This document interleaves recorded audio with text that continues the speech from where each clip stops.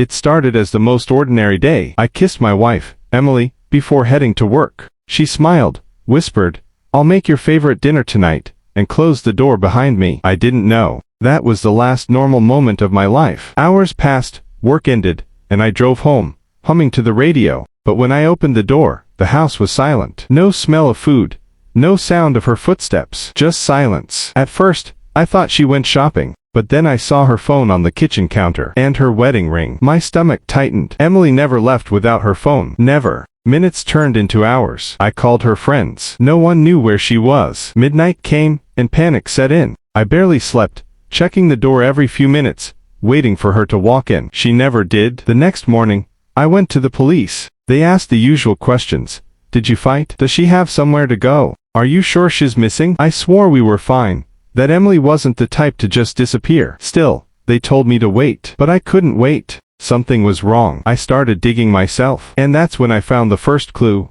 A message hidden in her email. It was short. Anonymous. Just 3 words. He knows everything. I couldn't sleep that night. I lay there in the dark, staring at the ceiling, listening to the old house creak and sigh as if it carried the same weight on its shoulders that I did. Every little sound felt suspicious. Like footsteps in the hallway, like the faint click of the front door unlocking. I kept imagining Emily walking in, her voice breaking the silence. "Sorry, I got held up." But the hours dragged by. When the clock hit 3 in the morning, the only thing that answered me was silence. The next day, I drove to her workplace. My chest was tight the entire ride, half hoping she'd be there, waiting for me with some ridiculous explanation that would make everything make sense again. But her coworkers looked at me with confusion. She hadn't shown up for her shift yesterday. No call, no excuse. Just a short message to one of them.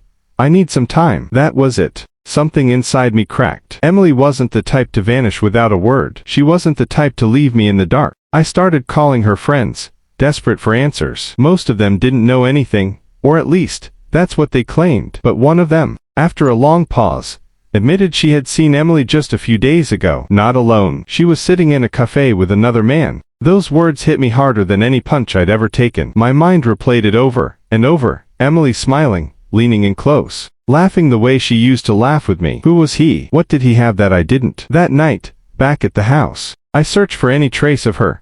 Anything she might be left behind? That's when I noticed an envelope on the kitchen table, tucked beneath a stack of unopened mail. My hands shook as I opened it. Inside was a train ticket. One way. Departure date, tonight. I stood there frozen, the ticket burning in my palm. Every second that passed made it harder to breathe. If she was leaving, it meant she had already chosen her future. And it wasn't with me. I couldn't believe what I was holding. That train ticket felt heavier than stone, as if it carried the weight of every unanswered question, every lie hidden behind her soft eyes. My chest tightened, my throat dry. I sat down at the table, staring at it, running my fingers along the sharp edges like maybe it would cut me and wake me up from this nightmare. I tried to think rationally, but my mind wouldn't stop racing. If Emily had planned to leave, then why hadn't she told me? Why not one word, one fight, one moment of honesty? I would have taken the pain straight to my face, rather than this slow, twisting knife in the dark. I remembered the cafe, her with another man. My stomach churned. Was this train ticket connected to him? Was he waiting for her, miles away from here, ready to build a life that used to be mine? My hands trembled as I pictured her smile, the way she used to laugh at my stupid jokes, the way she'd squeeze my hand when we crossed the street. Was all of that gone? Just disposable? The house felt emptier than ever, the silence pressing against me like a cage. I got up, pacing back and forth, every creak of the floorboards echoing in my ears. My mind was split in two, one part screaming at me to rush to the station, to find her, to demand the truth. The other whispering that maybe I didn't want to know. Maybe the truth would destroy me. But then I looked at the ticket again. The departure time was only hours away. If I stayed here, I'd lose her forever. Not knowing would eat me alive. I couldn't sit back and let that happen. So I grabbed my jacket, stuffed the ticket into my pocket, and headed for the door. My reflection in the dark glass of the hallway mirror stopped me for just a second. I looked like a stranger, tired, broken, and desperate. But under all that, I could see a fire. I needed answers, and I was going to get them tonight.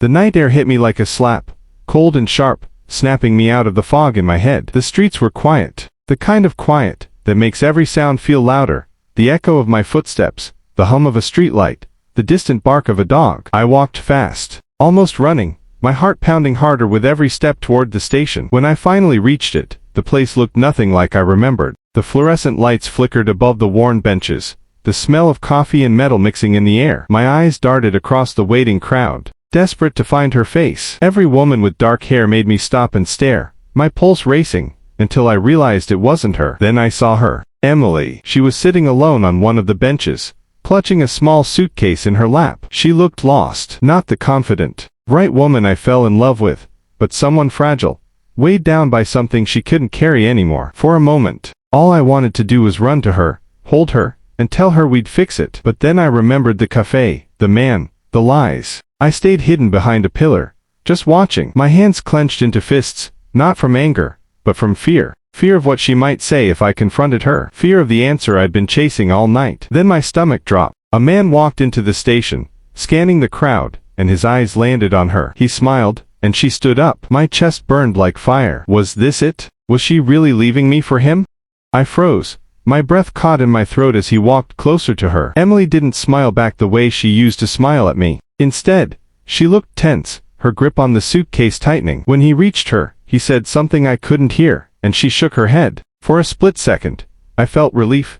It wasn't what I thought. But then she turned, her eyes scanning the station, and landed on me. Our gazes locked, and it was like the whole world stopped moving. Michael, she whispered when I finally stepped out from behind the pillar. Her voice cracked, soft but sharp enough to slice through me. The man looked confused, glancing between us. Who is he? I asked, my voice low, my chest tight. Her eyes filled with tears. Not what you think. He's my brother. The words hit me like a truck. My knees almost gave out. Brother. All those nights of doubt, the cafe, the secrecy, everything unraveled in an instant. She wasn't cheating. She was hiding something else. Emily's tears spilled over as she clutched my arm. I didn't tell you because I was ashamed. My family's a mess. He needed help, and I didn't want to drag you into it. I thought you'd walk away if you knew how broken things were. For the first time in weeks, the weight on my chest lifted. My anger melted into something else, guilt. All this time, I had been preparing myself for betrayal, when in reality, she had been carrying a burden alone. I pulled her into my arms, the suitcase dropping to the floor with a heavy thud. You Sholvi told me, I whispered. I'm not going anywhere, Emily. Not now, not ever. She sobbed into my chest, her body shaking, and for the first time in a long time, I felt like we might actually be okay. Not perfect, not easy, but real. And that was enough.